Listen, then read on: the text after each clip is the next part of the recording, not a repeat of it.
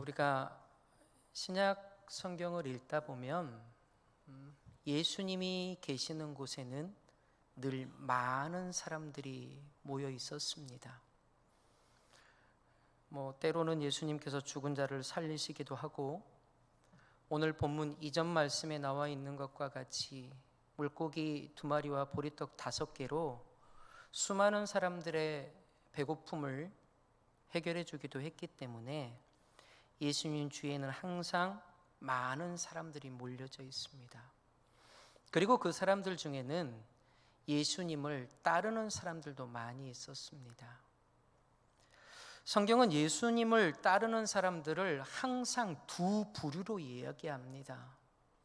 예수님을 따른다 그래서 다 제자가 아니라, 제가 신약 성경을 한번 쭉 말씀을 준비하면서 봤더니 이 무리다라는 단어가 300번가량 나오더라고요.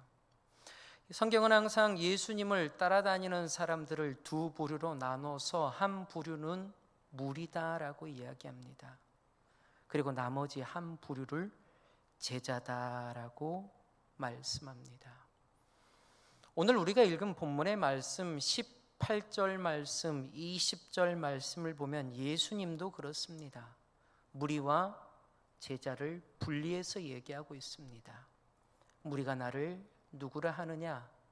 제자인 너희는 나를 누구라 하느냐라고 무리와 제자를 구분하여서 말씀하고 있습니다. 오늘 읽은 본문 이전의 말씀인 누가복음 9장 10절에서 17절의 말씀을 보면 제가 잠깐 언급했지만 우리가 잘 알고 있는 오병이어 사건이 기록되어져 있습니다. 그런데 14절의 말씀을 보면 이 오병이어 사건의 현장에 예수님을 따라서 찾아왔던 무리의 수를 남자만 5,000명이다 라고 말씀합니다.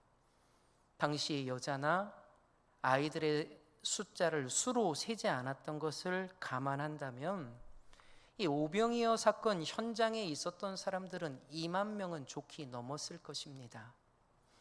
그런데 오늘 우리가 읽은 말씀 이전인 누가복음 9장 11절의 말씀을 보면 누가복음을 기록한 누가는 이렇게 고백합니다. 이 2만 명의 사람들을 무리다라고 말씀하고 있습니다. 무리가 예수님을 따랐다라고 말씀합니다. 예수님도 오늘 본문의 말씀을 통해서 무리가 예수님을 누구라고 하는지, 제자인 너희는 나를 보고 누구라고 하느냐라고 물으시면서 무리와 제자들을 분명하게 구분하셨습니다.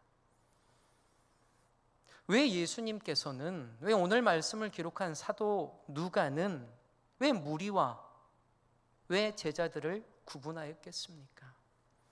무리와 제자는 많은 차이가 있습니다.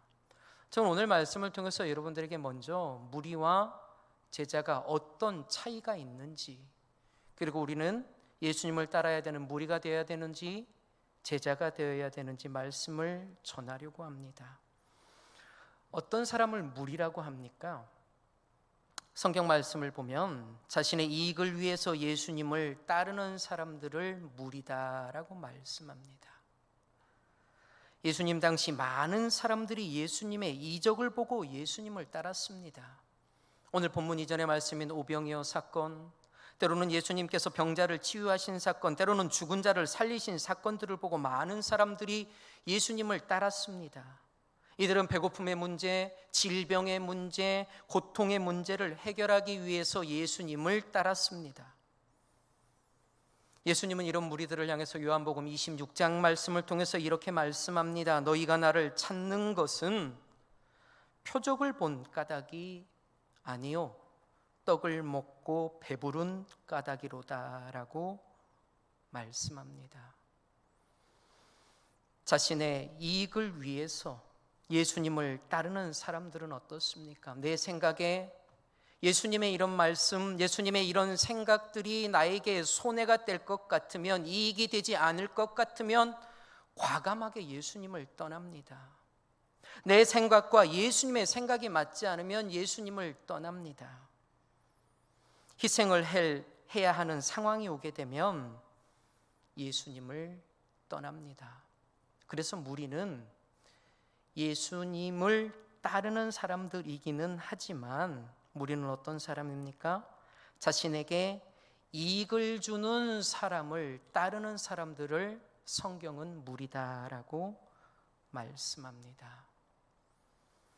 반대로 제자는 어떤 사람입니까?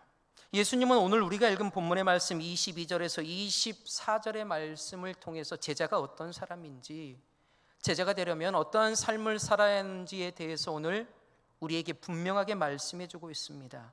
그런데 예수님은 지금 제자들이 어떤 사람인지, 제자의 길이 어떤 제자인지 말씀하기 전에 22절의 말씀을 통해서 이렇게 말씀합니다. 고난을 받고 버림받아서 죽임을 당하고 다시 살아나야 하는 자신의 앞날에 대해서 말씀합니다. 이 말씀 앞절의 말씀을 보면 예수님께서는 베드로에게 너희는 나를 누구냐라고 말씀하시고 나서 베드로가 하나님의 그리스도이시니이다 라고 말씀합니다. 그 말씀을 듣고 나서 예수님은 지금 생뚱맞게 어울리지 않는 말씀을 하고 계십니다. 자기를 부인하고 십자가를 지고 인자는 어떠한 희생의 삶을 살아야 되는지에서 말씀하고 있습니다. 왜 이렇게 말씀하셨겠습니까?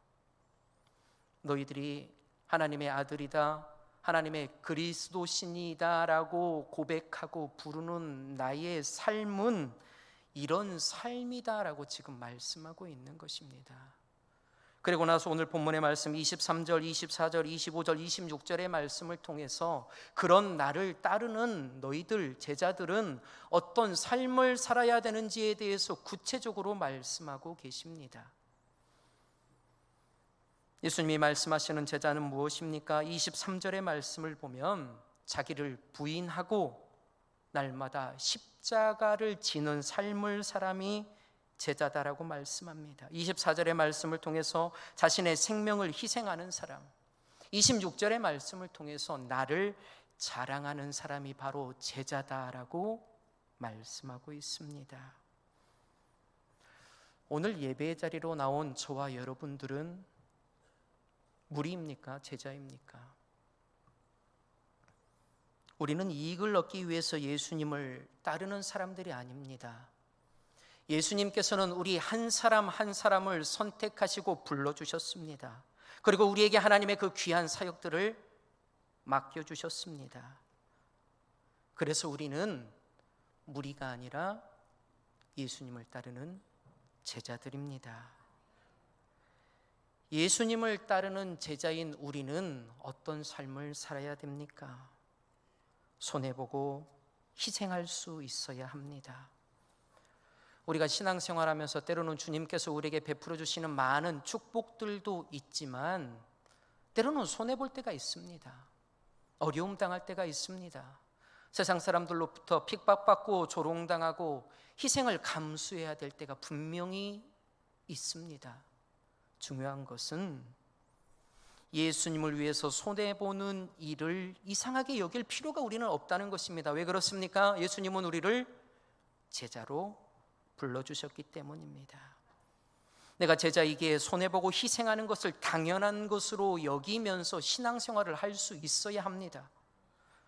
세상의 조롱도 핍박도 제자로 예수님을 따르는 우리에게는 결코 이상한 일이 아닙니다. 당연한 일입니다. 왜 그렇습니까? 우리가 따라다녔던, 우리가 따라가야 하는 예수님이 그런 삶을 살았기 때문에 오늘 예수님께서 제자인 우리의 삶이 그러한 삶이 되어야 된다라고 우리에게 분명하게 말씀하고 계시기 때문에 그렇습니다.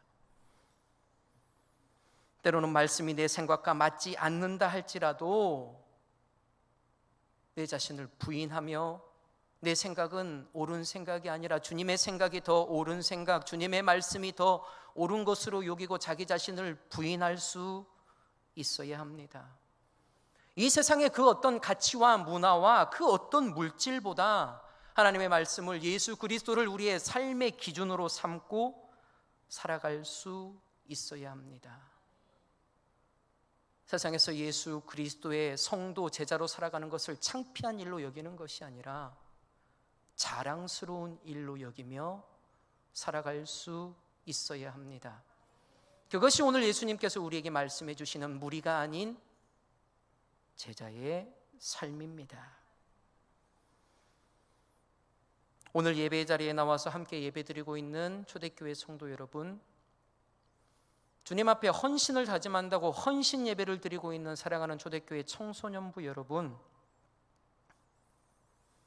여러분들은 예수님을 따르는 무리입니까? 제자입니까? 오늘 함께 예배드리고 있는 성도님들이 생각할 때 우리 청소년부 친구들은 무리인 것 같습니까? 제자인 것 같습니까? 우리 청소년부 친구들은 예수님을 따르는 제자입니다. 황금 같은 토요일 오후 시간에 다른 친구들은 다 놀러가고 PC방 가는데 주일 찬양을 연습한다고 교회에 나옵니다. 1시간, 2시간씩 연습합니다. 주일 아침이면 좀 늦잠도 늘어지게 잘만도 한데 엄마 따라서 아빠 따라서 예배 나오기도 하고 혼자 스스로 예배도 나옵니다. 특별히 이삭 찬양팀은 어떻습니까? 다른 친구보다 더 일찍 나옵니다. 이 시간 예배 자리에 나와 있는 것 자체도 우리 청소년부 친구들은 조는 친구도 있고 자는 친구도 있지만 희생하고 손해하는 것입니다. 손해보는 것입니다. 점심 먹고 집에 가서 게임을 해도 랩을 몇 개를 올릴 수 있는데, 다른 친구들은 주일이라고 예배 안 드리고 공부하고 시험 준비하는데도 나와서 예배 드리고 이 오후 시간에 좀 졸기도 하고 자기도 하지만 괜찮습니다. 하나님 앞에 자신의 시간을 희생해서 지금 하나님 앞에 희생을 감수하면서 헌신을 다짐하며 예배를 드리고 있습니다. 성도님들이 생각할 때 저게 무슨 희생이야, 저게 무슨 손해야 라고 생각할 수 있지만 우리 아이들에게는 큰 희생이고 큰 손해입니다. 제가 이 시간 우리 청소년부 친구들 몇 명을 좀 자랑하려고 합니다. 몇 주 전부터 익명으로 할까 본명을 밝힐까 고민을 많이 하고 기도했지만 그냥 본명을 밝히도록 하겠습니다. 우리 성원이가 5시에 드리는 청년부 예배에 나와서 베이스 기타를 칩니다. 그 베이스 기타를, 그 엄마가 그래요. 요즘에 베이스 기타에 푹 빠져 있다고. 그래서 베이스 기타를 좀 치고 싶은가 보구나 해서 그냥 놔뒀습니다. 찬양 시간이 끝나고 제가 설교하려고 앞에 섰는데 이 녀석이 집에 안 가고 앉아 있습니다. 청소년부 예배 시간에 모든 설교를 다 듣고 있습니다. 눈치 보여서 한 주만 그러려니 생각했는데 어제도 또 베이스 기타 치고 찬양 다 하고 끝까지 예배를 다 드리고 간식도 먹고 갑니다. 식당에서 밥을 먹으러 식당을 갔는데 제가 잘 모르는 학생 몇 명이 앉아 있습니다. 들리는 소문에 성원이가 초대교회 친구들을 4명을 전도했다는 소문을 제가 들었습니다. 앉아있는 친구들 보면서 너희들 성원이 친구들이지 라고 얘기했더니 소스라치게 놀랍니다. 어떻게 하셨어요?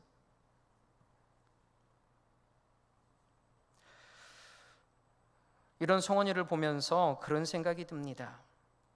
저 같았으면 열심히 내 악기인 베이스 기타를 다 치고 밖으로 나가서 놀다가 들어올 텐데, 창피해서 친구들에겐 도저히 교회 가자라는 말도 하지 못할 텐데, 놀고 공부해야 되는 그 시간을 쪼개서 하나님 앞에 나와서 찬양하고 설교 다 듣고 예배드리는 성원이의 모습을 볼 때 오늘 말씀에 나와 있는 손해보고 희생하고 자신을 부인하고 예수님을 자랑하는 예수님의 제자의 모습이 생각났습니다.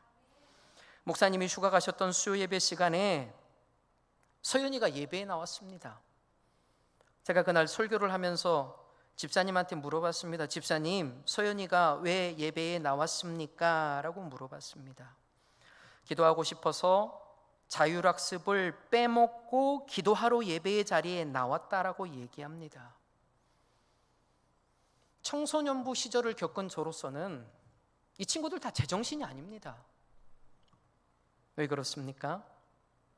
헌신을 다짐하는 청소년부 시절을 겪은 저로서는 이 친구들이 겪은 이 모든 희생이 전혀 이해가 되지 않기 때문입니다.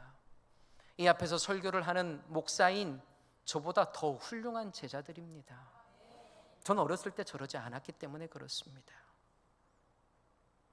예수님을 위해서 자신이 하고 싶은 것을 하지 않는 자기 부인의 삶을 살아가고 있는 청소년부 친구들, 친구를 전도하며 예수님을 자랑하는 예수님의 제자들, 공부하는 것보다 기도하는 것을 더 소중하게 여기며 살아가는, 주님을 위해서 자신의 삶을 희생하는 예수님의 제자들이 맞습니다. 격려의 차원에서 박수 한번 쳐줄까요?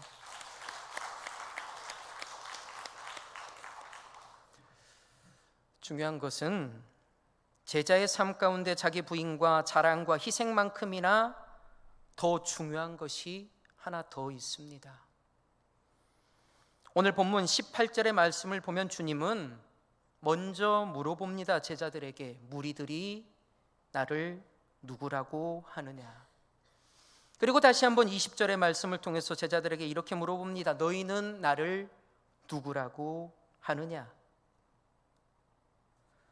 예수님의 이런 물음에는 분명한 의도가 있었습니다. 많은 무리들이 예수님에 대해서 수군거리고 고백하는 것보다 나를 따라다니며 희생의 삶을 살기를 원하는 너희들의 고백을, 확실히 제자들의 고백을 예수님은 구분하고 싶으셨습니다. 예수님께서는 많은 사람들이 자신에 대해서 수군거리는 것보다 제자들의 진실된 신앙의 고백을 듣고 싶었습니다.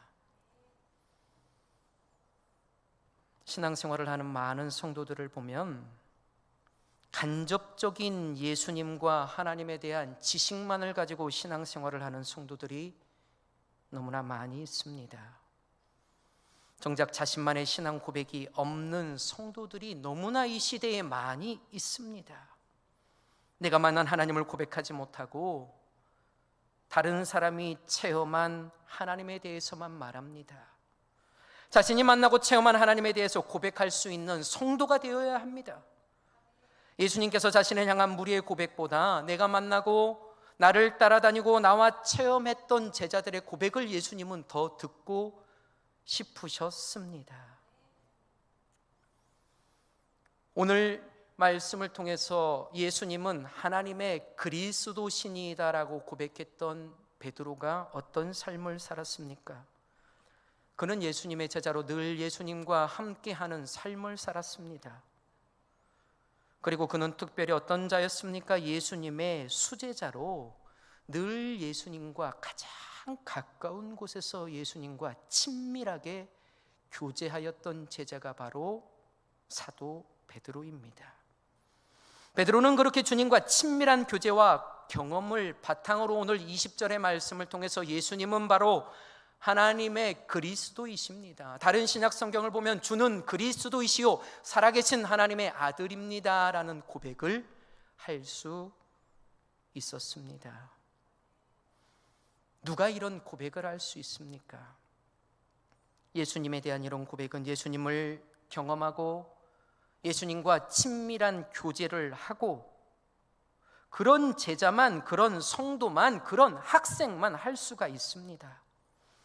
오늘 앞전에 말씀에 얘기했던 무리와 같이 이익을 위해서 예수님을 따라다니던 많은 무리들은 어떻습니까? 이런 고백을 할 수 없습니다. 세례 요한이라고도 하고 엘리야라고도 하고 선지자 중에 하나라고도 합니다라고 말씀하고 있습니다.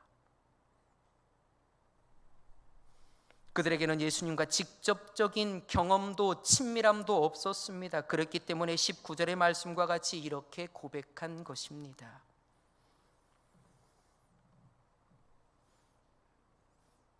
전 초등학교 시절부터 고등학교 졸업할 때까지 사실 제 자랑인 것 같지만 새벽 예배를 거의 빠지지 않고 다녔던 학생이었습니다. 청소년부 예배를 드리고 주일 11시 예배, 오후 예배, 수요 예배를 빠지지 않고 나갔습니다. 구역 예배도 빠지지 않고 나가서 날마다 예배를 드렸습니다. 대단하지 않습니까? 중요한 것은 그 모든 신앙생활이 나의 신앙, 나의 고백이 아니라 부모님의 신앙으로, 부모님이 가라 그래서, 부모님이 와라 그래서 그 모든 신앙생활을 했었습니다. 신학교 갈 때도 부모님이 기도해 보더니 신학교 가라 하셨습니다.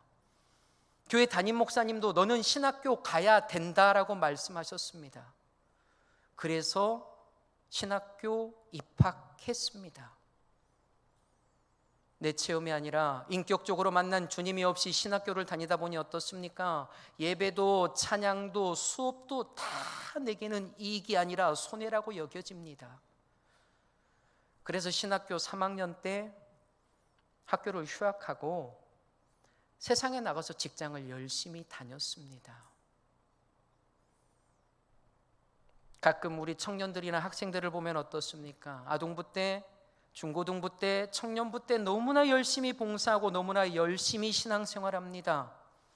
그러나 부모님의 품을 떠나서 다른 곳으로 가면 어떻습니까? 내 신앙이 아니기 때문에, 부모의 신앙이기 때문에, 오늘 말씀에 나와 있는 베드로의 고백과 같은 경험이 없기 때문에 쉽사리 넘어지고 맙니다. 성도들이 저에게 찬양 인도를 참 잘한다고 합니다. 그러나 부끄러운 고백이지만 큰 삶의 풍파를 겪기 이전에 저는 찬양 인도하고 성도들한테 듣는 칭찬이 그렇게 좋았습니다. 칭찬을 들으면 내 어깨가 으쓱으쓱해졌습니다. 내 고백이 아니라 수많은 찬양 인도자들의 고백을 내 고백인 것 마냥 하면서 하나님께 찬양을 올려드렸습니다. 그런데 삶의 큰 하나님의 은혜를 체험하고 나니 찬양의 자세가 달라집니다. 내 영광을 위해서 하는 것이 아니라 다시금 찬양의 자리에 설 수 있게끔 허락해 주신 하나님을 높여드릴 수밖에 없습니다. 하나님, 제가 다시 찬양일 수 있게 해 주시니 하나님 감사합니다라고 마음과 심령과 생각과 힘을 다해서 하나님을 찬양할 수밖에 없습니다. 주님을 인격적으로 만나고 그분과 친밀한 교제를 하는 학생이, 그런 성도가 끝까지 주님을 떠나지 않는 성도가 학생이 되어질 수 있습니다. 설교를 준비하는 목사는, 모든 목사가 다 그렇습니다.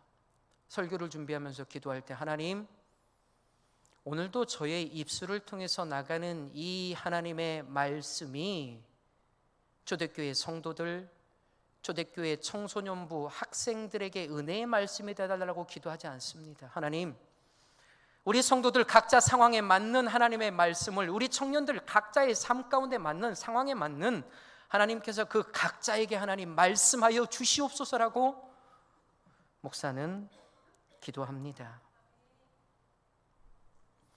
예배를 통해서, 말씀을 통해서, 찬양을 통해서, 기도를 통해서 나에게 주시는 하나님의 말씀을 들을 수 있어야 됩니다. 내 고백을 하나님 앞에 찬양으로 올려드릴 수 있어야 합니다. 내 삶의 은밀한 것들을 하나님 앞에 기도로 올려드릴 수 있어야 합니다. 그런 성도를, 그런 학생을 오늘 주님은 원하십니다. 그 고백이 있는 성도가 바로 베드로와 같이, 그런 고백에서 끝나는 것이 아니라 베드로와 같이 늘 친밀하게 삶 가운데 하나님을 만나야 됩니다. 날마다 말씀을 통해서, 날마다 찬양을 통해서, 날마다 기도를 통해서 그 주님과 교제할 때에 오늘 베드로와 같이 주님은 바로 하나님의 그리스도신이다라는 고백을 할 수 있습니다. 그런 고백을 하는 성도, 그런 고백을 하는 학생이 바로 예수님을, 하나님을 진정한 삶의 주인으로 모시며 살아갈 수 있습니다. 오늘 제자들에게 너희는 나를 누구라고 하느냐라고 물으셨던 그 주님은 오늘 헌신을 다짐하는 우리 초대교회 청소년부 친구들에게도 물어봅니다. 예배의 자리로 나온 우리 성도들에게도 이렇게 물어봅니다. 너는 나를 누구라 하느냐? 하람아, 너는 나를 누구라고 고백하느냐?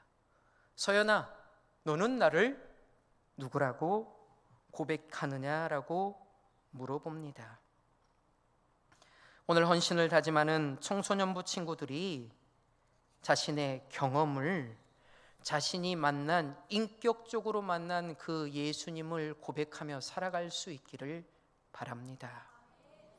목사님이 설교 시간에 말씀해 주시는 예수님, 부모님이 말씀해 주시는 예수님, 친구가 얘기해 주는 예수님이 내가 알고 있는 예수님이 되어서는 안 됩니다. 내가 직접 경험하였던 예수님, 하나님은 나에게 이런 사람이야, 예수님은 나에게 이런 사람이야 라고 내가 경험한 예수님에 대해서 고백할 때에 무리와 같이 손해가 있는다 할지라도, 내 생각과 말씀이 맞지 않는다 할지라도 예수님을 떠나지 않는 제자가 될 수 있습니다. 예배와 말씀과 찬양 가운데 간절함이 있어야 합니다. 그래야 하나님께서 말씀해 주시는 그 하나님의 음성을 듣고 베드로와 같이 하나님은 그리스도이십니다 라는 고백을 할 수 있습니다. 그리고 선생님이 고백하였던 하나님을 나의 삶의 주인으로 모시고 살아갈 수 있습니다. 오늘 헌신을 다짐하는 청소년부 여러분, 오늘 예배 가운데 나와 있는 사랑하는 초대교회 여러분, 오늘 말씀을 통해서 전 여러분들이 무리가 아니라 제자가 될 수 있기를 바랍니다. 특별히 우리 청소년부 여러분, 예수님을 따르는 학생이 아니라 예수님을 따르는 제자가 됐으면 좋겠습니다. 학생은 무엇을 학생이라고 얘기합니까? 정해진 시간에 정해진 장소에서 배움을 받는 사람을 학생이다라고 말합니다. 그러나 제자는 무엇입니까? 정해진 공간이 아니라 언제 어디서나 선생님의 모든 배움과 삶을 닮아가기를 원하는 사람을 제자다라고 이야기합니다. 예배의 자리에서만이 아니라, 교회에서만이 아니라, 학교 가서도 예수님을 부인하며 말씀을 삶의 기준으로 살아가는 우리 초대교회 청소년부 여러분, 학교에서도 자신을 부인하며 때로는 세상 가운데 예수님을 위해서 기꺼이 희생하며 손해보는 청소년부 여러분, 베드로와 같이 세상 가운데서도, 가정 가운데서도, 삶 가운데서도 예수님을 경험하고 예수님과의 친밀한 관계를 통해서 예수님을 나의 하나님이요 그리스도라고 고백할 수 있는 청소년부 친구들이 되어질 수 있어야 합니다. 그러한 사람을 예수님은 제자다, 그러한 사람을 성경은, 하나님은 예수님을 따르는 참된 제자다라고 말씀합니다. 특별히 제자를 부르셨던 예수님은 이 제자들이 온전한 제자가 되기까지 끊임없이 기도하셨습니다. 그리고 그들이 믿음이 없을 때마다 다시금 말씀으로 가르치며 나를 따라오라라고 말씀해 주셨습니다. 오늘 예배 자리에 있는 우리 성도들이, 우리 엄마, 아버지들이 예수님처럼 우리 아이들이 예수님의 참된 제자가 될 때까지 아이들을 위해서 끊임없이 기도하고 신앙 안에서 가르치며 인내할 수 있어야 합니다. 오늘 말씀을 통해서 무리가 아닌 제자의 삶을 살아갈 수 있기를 바랍니다. 특별히 오늘 헌신을 다짐하는 우리 청소년부 친구들 한 사람 한 사람 모두가 참된 주님의 제자로 날마다 성장할 수 있기를 이 시간 주님의 이름으로 간절히 축원을 드립니다. 기도하겠습니다.